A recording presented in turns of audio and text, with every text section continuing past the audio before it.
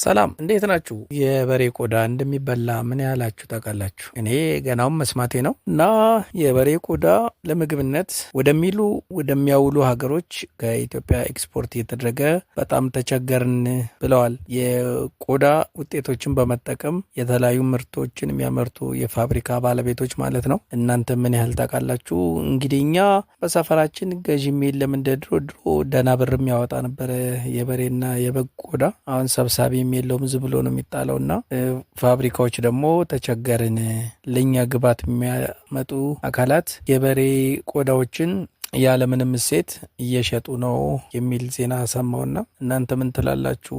ሰላም እንዴት ናችሁ? የበሬ ቆዳ እንደሚበላ ምን ያህላችሁ ታውቃላችሁ? እኔ ገናውን መስማቴ ነው። እና የበሬ ቆዳ ለምግብነት ወደሚያውሉ ሀገሮች ከኢትዮጵያ ኤክስፖርት እየተደረገ በጣም ተቸገርን ብለዋል። የቆዳ ውጤቶችን